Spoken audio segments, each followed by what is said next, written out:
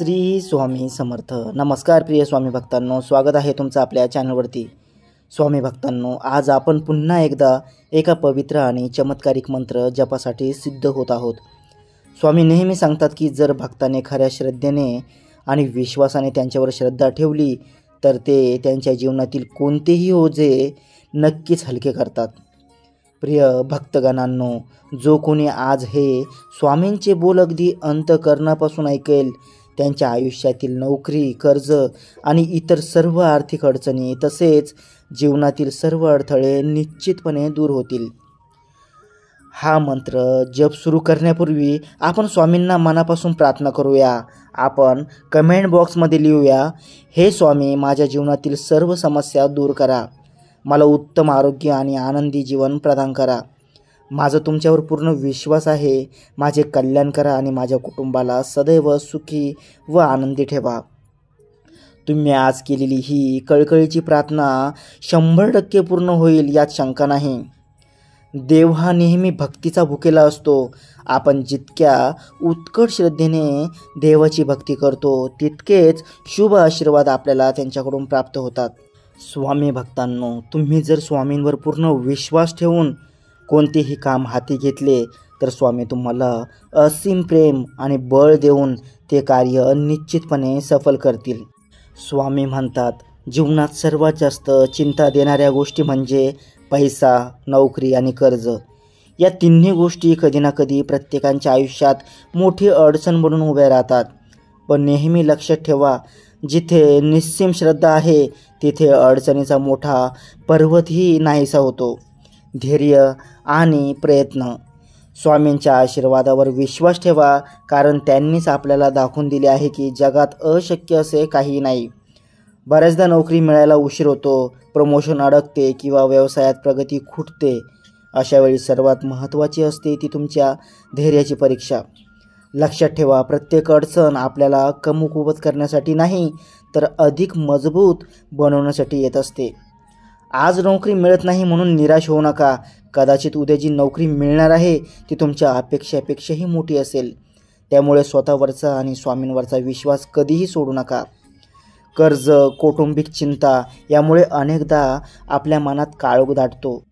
पण प्रिय स्वामी भक्तांनो, जेव्हा तुम्ही स्वामींच्या चरणी स्वतःला पूर्णपणे समर्पित करता तेव्हा तुम्हाला त्या काळोखातही आशेचा उजेड दिसू लागतो. चिंता सोडा, योग्य वेळ येईल तेव्हा तुमच्या प्रयत्नांना 100% यश मिळणार आहे. आता तुम्हाला जास्त वाट पाहायची गरज नाही, कारण ती शुभेच्छा दिवस आता जवळ आला आहे. स्वामी तुम्हाला सांगत आहेत, आज होणारा त्रासही उद्याच्या सुखाची तयारी आहे. जर तुम्ही संकटात संयमाने मार्ग काढलात तर तुमच्या कर्जाचे ओझे लवकरच हलके होईल. हे कधीही विसरू नका. तुमच्या अडचणीच्या संपूर्ण प्रवासात स्वामींचा हात तुमच्या सोबत आहे. ते तुम्हाला खचू देणार नाहीत आणि मागे पडू देणार नाहीत. पुन्हा एकदा लक्षात ठेवा, विश्वास ठेवा, श्रद्धा ठेवा आणि धैर्य धरा. योग्य वेळ आली की नोकरीही मिळेल आणि अडचणीही संपतील. आजची चिंता ही उद्याच्या समाधानाची बीज आहे. जेव्हा आपण चारी बाजूने अडचणीत असतो तेव्हा आपल्या मनात विचार येतो की हे कधी संपणार, माझ्या आयुष्यात सुखाचे दिवस कधी येतील. तुमच्या या प्रश्नाचे उत्तर फक्त स्वामींकडेच आहे. आपल्याला याचा विचार करत बसायचे नाही तर स्वामींवर विश्वास ठेवून पुढे जायचे आहे, कारण योग्य वेळ आल्याशिवाय कोणतीही गोष्ट घडत नाही. स्वामी म्हणतात, प्रयत्न करणे हे तुमचे काम आहे आणि तुमच्या प्रयत्नांना योग्य फळ देणे हे माझ्या हातात आहे. तुमचे प्रयत्न कधीही वाया जात नाहीत. ते एक दिवस तुमच्या मोठ्या यशाचे कारण बनतात. फक्त तुम्ही थांबायचे नाही, खचायचे नाही, कारण जितका उशीर होईल तितकीच चांगली संधी तुमच्यासाठी तयार होणार आहे. आपल्यावर आलेले कर्ज हे आपल्याला मिळालेली शिक्षा नाही तर त्यातून आपल्याला अनुभव घ्यायचा आहे. स्वामी सांगतात, ओझे कितीही जड वाटले तरी श्रद्धा ठेवली तर तुम्हाला ते हलके वाटेल. काळजी करू नका, कारण प्रत्येक हिशोब एक दिवस मिटत असतो. आज तुमचे मन जितके शांत राहील तितकाच उद्या तुमच्यासाठी यशाचा मार्ग खुला होणार आहे. आज केलेला संघर्ष हे उद्याच्या विजयाचे बीज आहे. तुम्ही जे सहन करता ते वाया जात नाही तर ते तुमचे पुढचे आयुष्य सुंदर बनवते. फक्त श्रद्धा टिकून ठेवा, कारण स्वामी नेहमी म्हणतात, मी तुझ्या पाठीशी आहे हे विसरू नकोस. योग्य क्षणाची वाट पहा, कारण योग्य वेळ आल्यावर सर्व काही सोपे होणार आहे. तुमच्या सर्व अडचणी सहजपणे दूर होतील. चिंता सोडून द्या आणि विश्वास ठेवा, कारण जिथे विश्वास आहे तिथेच चमत्काराचा अनुभव पाहायला मिळतो. जसा काळोख्या अंधारानंतर पहाट येते, तसेच तुमच्या या अडचणीनंतर तुम्हाला सर्वात मोठे सुख प्राप्त होणार आहे. जर तुमचा या चमत्कारिक शक्तीवर विश्वास असेल तर लगेच होय स्वामी असे टाईप करा. आता तुम्ही थोडे थांबा, श्रद्धा ठेवा आणि मन शांत करून स्वामींचा हा पवित्र मंत्र श्रवण करा. ओम श्री गुरुदत्तात्रय स्वामी समर्थाय सुख समृद्धी दाताय नमः.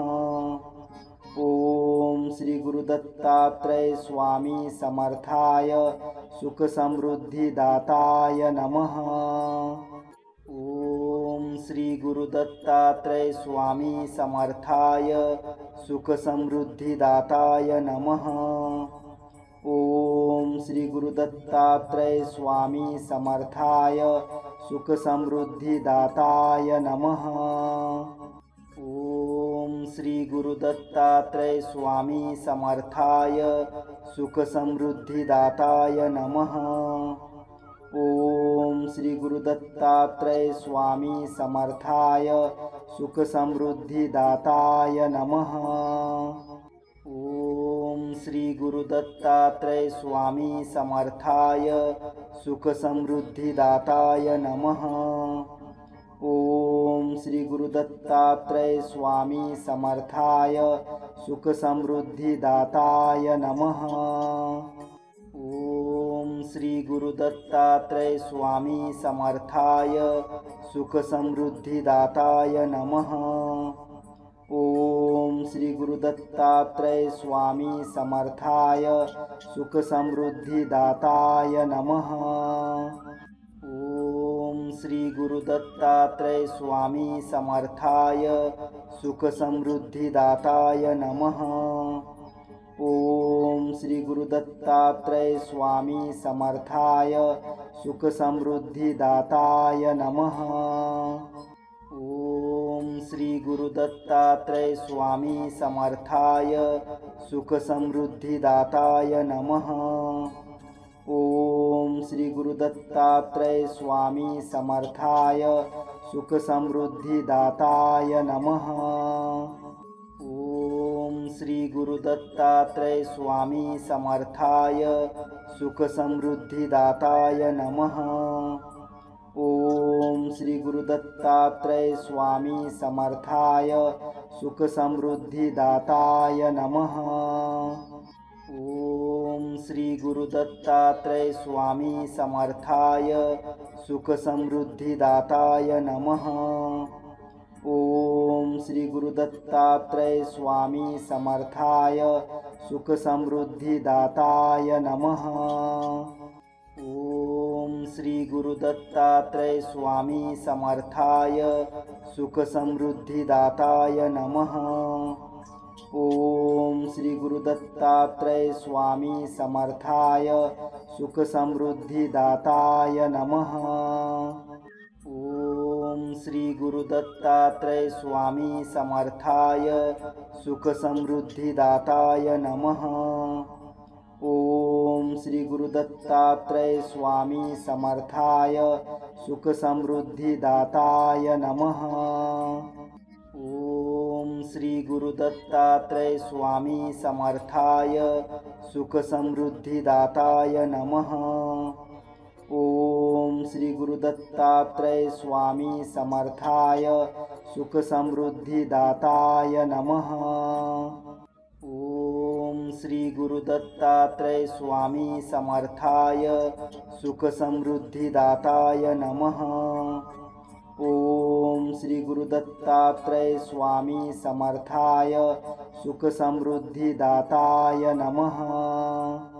ओम श्री गुरुदत्तात्रय स्वामी समर्थाय सुख समृद्धी दाताय नमः.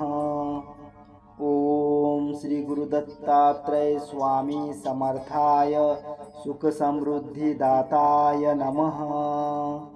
ओम श्री गुरुदत्तात्रेय स्वामी समर्थाय सुख समृद्धिदाताय नमः। ओम श्री गुरुदत्तात्रेय स्वामी समर्थाय सुख समृद्धिदाताय नमः। ओम श्री गुरुदत्तात्रेय स्वामी समर्थाय सुख समृद्धिदाताय नमः। ओम श्री गुरुदत्तात्रेय स्वामी समर्थाय सुख समृद्धिदाताय नमः। ओम श्री गुरुदत्तात्रेय स्वामी समर्थाय सुख समृद्धिदाताय नमः। ओम श्री गुरुदत्तात्रेय स्वामी समर्थाय सुख समृद्धिदाताय नमः। ओम श्री गुरुदत्तात्रेय स्वामी समर्थाय सुख समृद्धिदाताय नमः। ओम श्री गुरुदत्तात्रेय स्वामी समर्थाय सुख समृद्धिदाताय नमः। ओम श्री गुरुदत्तात्रेय स्वामी समर्थाय सुख समृद्धिदाताय नमः।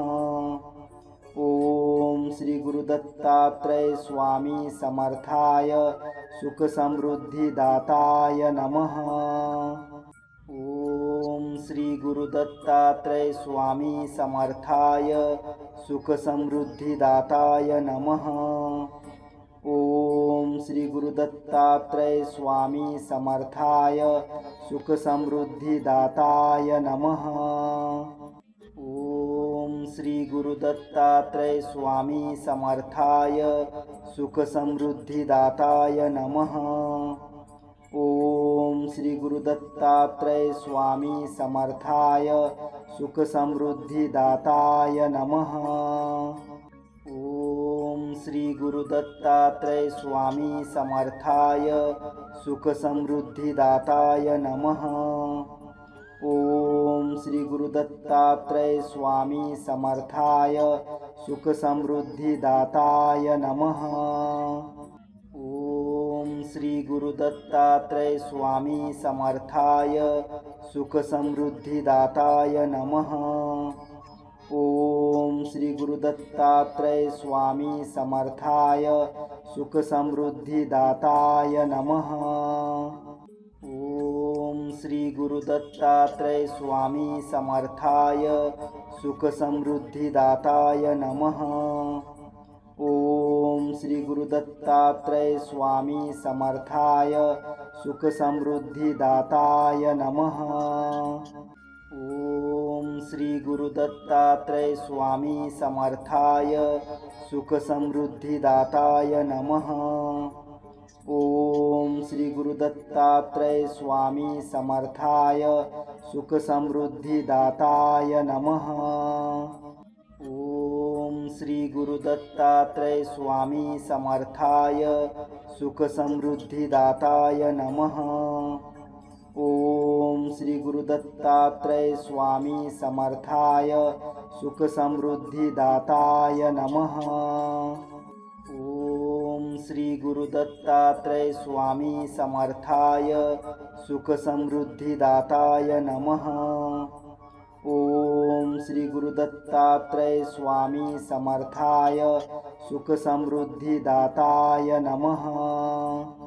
ओम श्री गुरुदत्तात्रेय स्वामी समर्थाय सुख समृद्धिदाताय नमः। ओम श्री गुरुदत्तात्रेय स्वामी समर्थाय सुख समृद्धिदाताय नमः। ओम श्री गुरुदत्तात्रेय स्वामी समर्थाय सुख समृद्धिदाताय नमः। ओम श्री गुरुदत्तात्रेय स्वामी समर्थाय सुख समृद्धिदाताय नमः।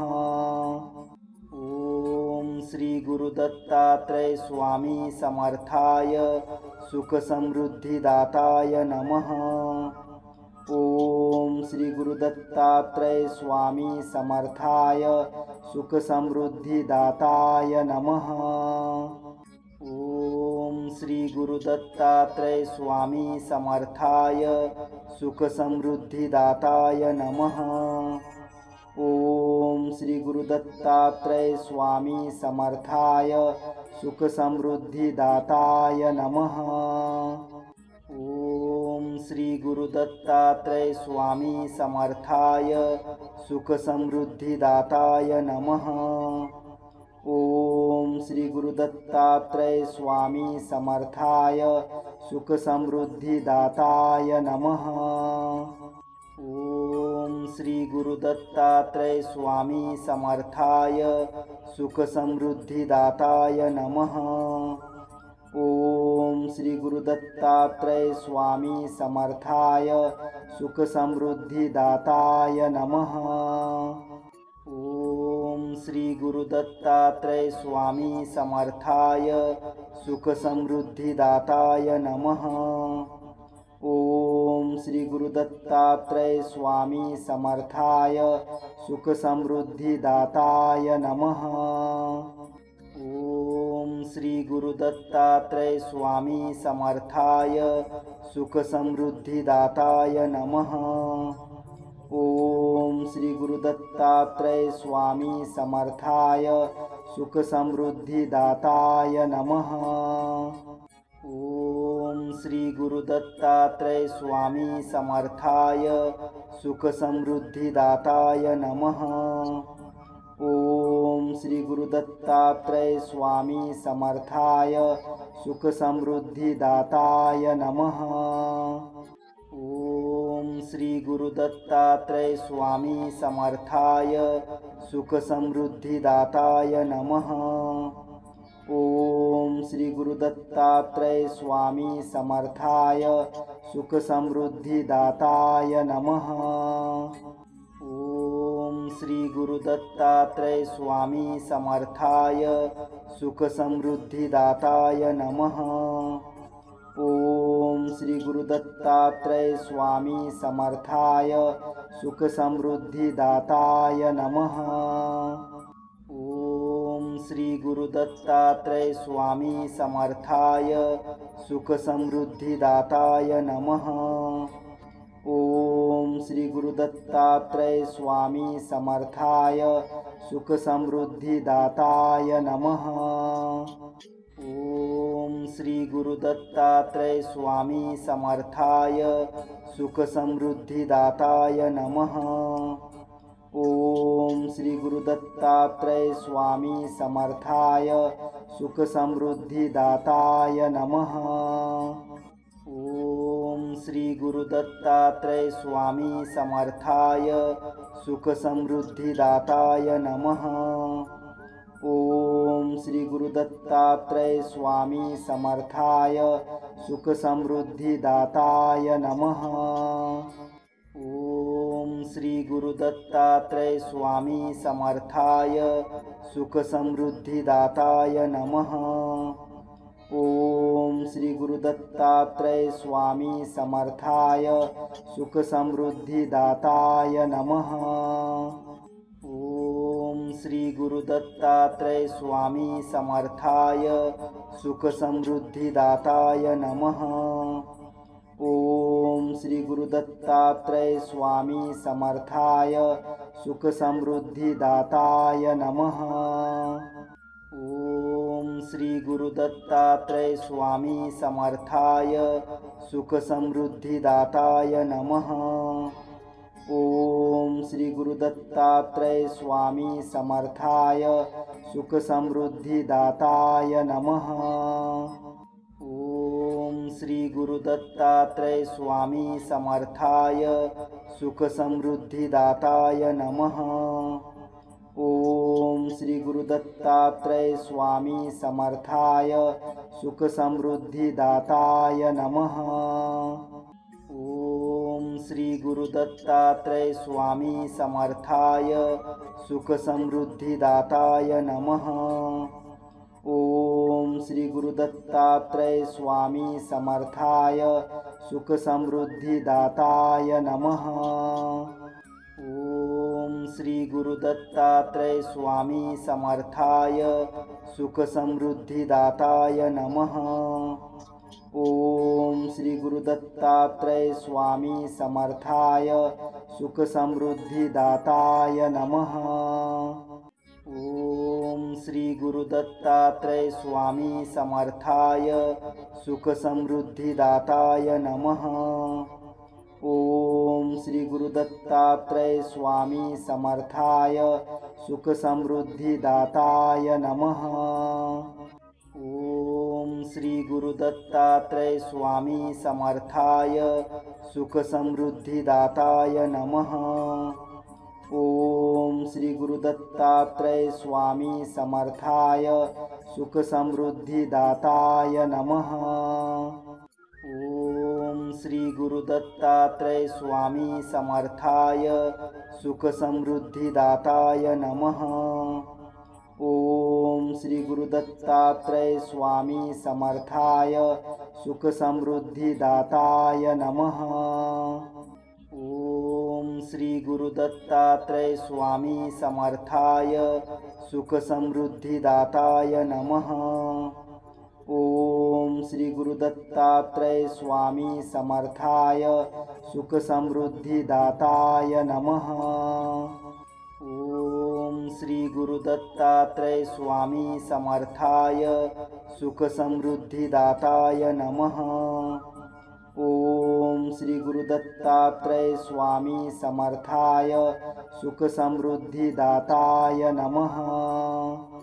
ओम श्री गुरुदत्तात्रेय स्वामी समर्थाय सुख समृद्धिदाताय नमः।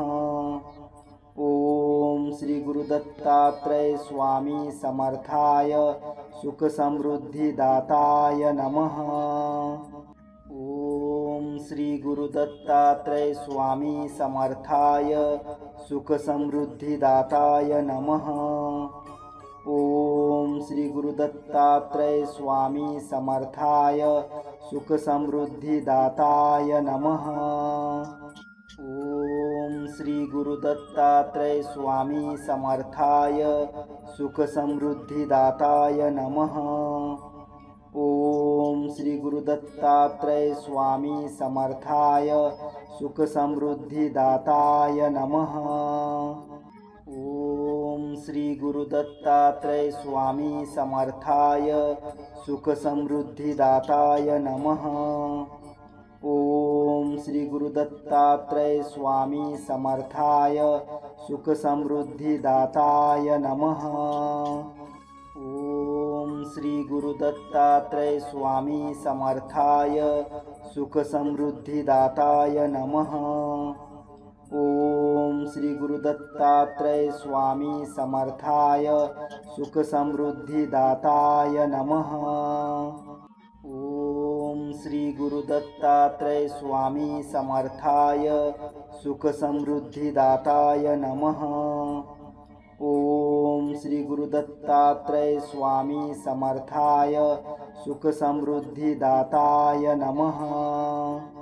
ओम श्री गुरुदत्तात्रेय स्वामी समर्थाय सुख समृद्धिदाताय नमः। ओम श्री गुरुदत्तात्रेय स्वामी समर्थाय सुख समृद्धिदाताय नमः। ओम श्री गुरुदत्तात्रेय स्वामी समर्थाय सुख समृद्धिदाताय नमः। ओम श्री गुरुदत्तात्रेय स्वामी समर्थाय सुख समृद्धिदाताय नमः। ओम श्री गुरुदत्तात्रेय स्वामी समर्थाय सुख समृद्धिदाताय नमः। ओम श्री गुरुदत्तात्रेय स्वामी समर्थाय सुख समृद्धिदाताय नमः।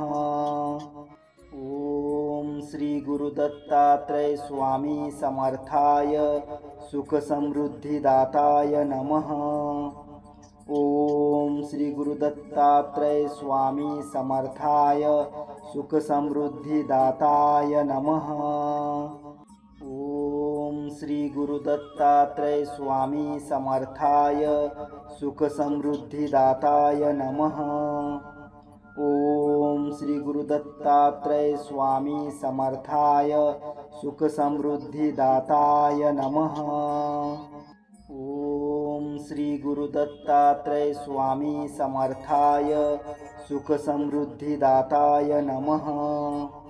ओम श्री गुरुदत्तात्रेय स्वामी समर्थाय सुख समृद्धिदाताय नमः। ओम श्री गुरुदत्तात्रेय स्वामी समर्थाय सुख समृद्धिदाताय नमः। ओम श्री गुरुदत्तात्रेय स्वामी समर्थाय सुख समृद्धिदाताय नमः। ओम श्री गुरुदत्तात्रेय स्वामी समर्थाय सुख समृद्धिदाताय नमः। ओम श्री गुरुदत्तात्रेय स्वामी समर्थाय सुख समृद्धिदाताय नमः। ओम श्री गुरुदत्तात्रेय स्वामी समर्थाय सुख समृद्धिदाताय नमः। ओम श्री गुरुदत्तात्रेय स्वामी समर्थाय सुख समृद्धिदाताय नमः। ओम श्री गुरुदत्तात्रेय स्वामी समर्थाय सुख समृद्धिदाताय नमः। ओम श्री गुरुदत्तात्रेय स्वामी समर्थाय सुख समृद्धिदाताय नमः। ओम श्री गुरुदत्तात्रेय स्वामी समर्थाय सुख समृद्धिदाताय नमः। ओम श्री गुरुदत्तात्रेय स्वामी समर्थाय सुख समृद्धिदाताय नमः। ओम श्री गुरुदत्तात्रेय स्वामी समर्थाय सुख समृद्धिदाताय नमः। ओम श्री गुरुदत्तात्रेय स्वामी समर्थाय सुख समृद्धिदाताय नमः। ओम श्री गुरुदत्तात्रेय स्वामी समर्थाय सुख समृद्धिदाताय नमः। ओम श्री गुरुदत्तात्रेय स्वामी समर्थाय सुख समृद्धिदाताय नमः। ओम श्री गुरुदत्तात्रेय स्वामी समर्थाय सुख समृद्धिदाताय नमः। ओम श्री गुरुदत्तात्रेय स्वामी समर्थाय सुख समृद्धिदाताय नमः। ओम श्री गुरुदत्तात्रेय स्वामी समर्थाय सुख समृद्धिदाताय नमः। ओम श्री गुरुदत्तात्रेय स्वामी समर्थाय सुख समृद्धिदाताय नमः। ओम श्री गुरुदत्तात्रेय स्वामी समर्थाय सुख समृद्धिदाताय नमः। ओम श्री गुरुदत्तात्रेय स्वामी समर्थाय सुख समृद्धिदाताय नमः।